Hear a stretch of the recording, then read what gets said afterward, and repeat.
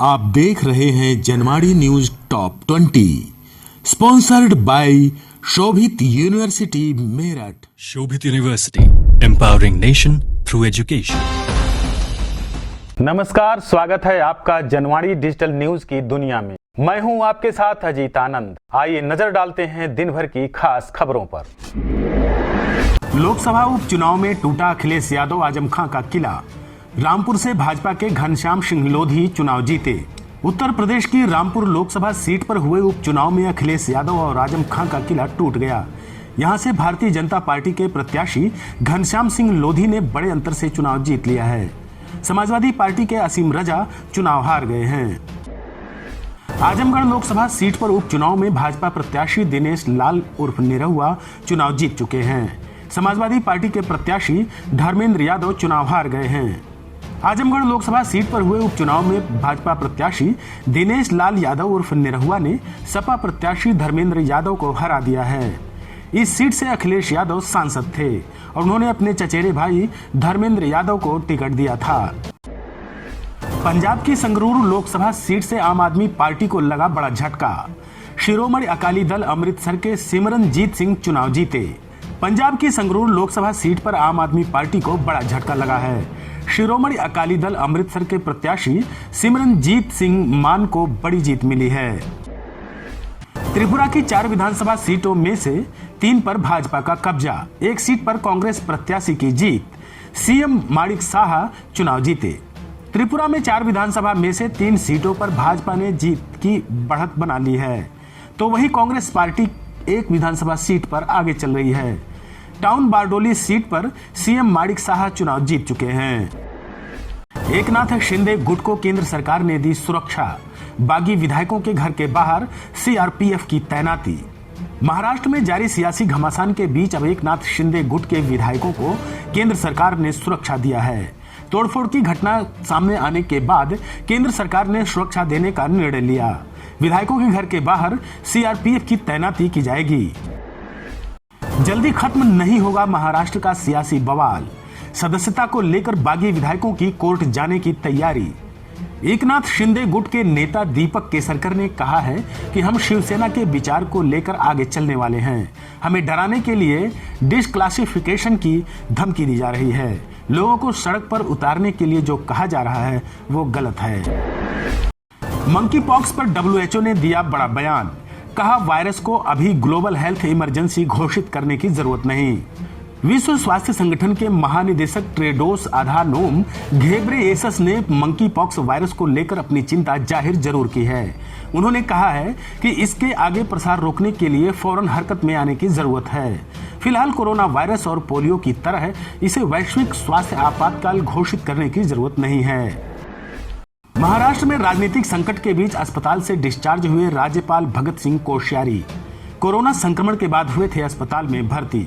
महाराष्ट्र के राज्यपाल भगत सिंह कोश्यारी कोरोना से ठीक होने के बाद आज अस्पताल से डिस्चार्ज हो गए हैं। राज्यपाल कोश्यारी को बीते दिनों संक्रमण के बाद अस्पताल में भर्ती कराया गया था। शिवसेना नेता संजय राउत ने फिर दी बागी विधायकों को चेतावनी। बोले, शिव सैनिकों को सिर्फ इशारे का इंतजार।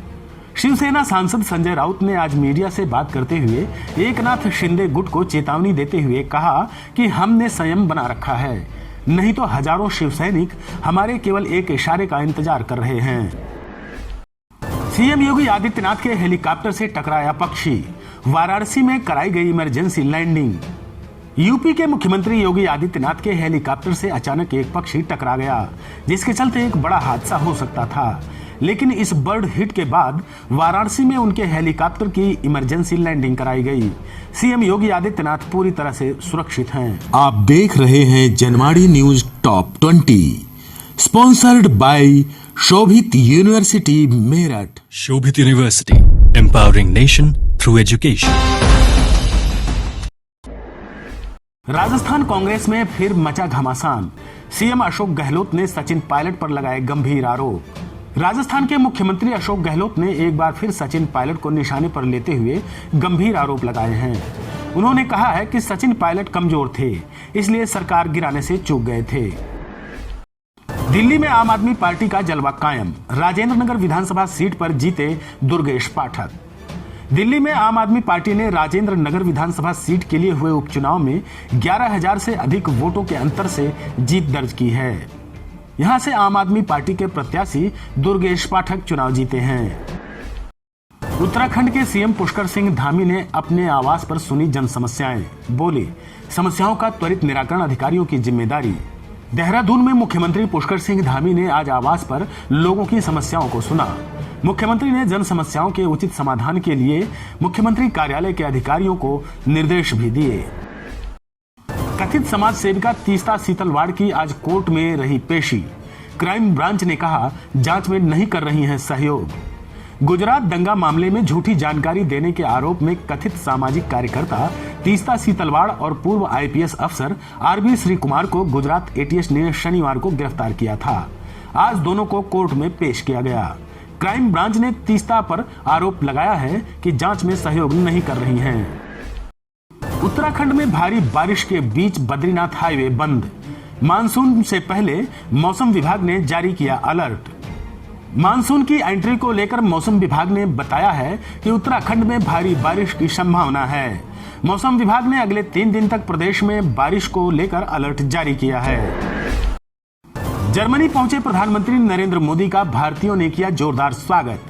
भारत वापस लौटते समय यूएई की यात्रा पर जाएंगे प्रधानमंत्री।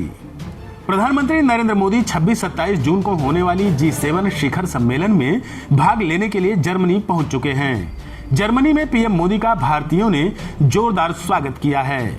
भारत वापस आने के दौरान पीएम मोदी यूएई की यात्रा पर भी जाएंगे। मध्य प्रदेश ने खत्म किया 67 साल का सूखा। पहली बार जीती रणजी ट्रॉफी। फाइनल में मुंबई को हराया। मंगलुरु के एम चिन्नास्वामी स्टेडियम में मध्य प्रदेश ने इतिहास रच दिया है। 2022 रणजी ट्रॉफी के फाइनल मुकाबले में मध्य प्रदेश ने मुंबई को 6 विकेट से हराकर पहली बार खिताब जीता है। मेरठ के नए एसएसपी रोहित सिंह सजवान सोमवार को संभालेंगे चार्ज। एसएसपी प्रभाकर चौधरी को मिला आगरा का चार्ज। एसएसपी बरेली रहे आईपीएस रोहित सजवान अब सोमवार को मेरठ जिले के एसएसपी का चार्ज संभालेंगे। इससे पूर्व मेरठ के एसएसपी प्रभाकर चौधरी को आगरा का एसएसपी बनाया गया है। राजस्थान सरकार के मंत्री के घर के बाहर धरने पर बैठे कांग्रेसी विधायक।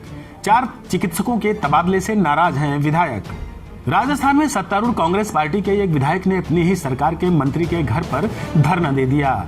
विधायक ने अपने निर्वाचन क्षेत्र से 4 चिकित्सकों के तबादले पर नाराजगी जताते हुए स्वास्थ्य मंत्री परसादी लाल मीणा के आवास पर धरना दिया।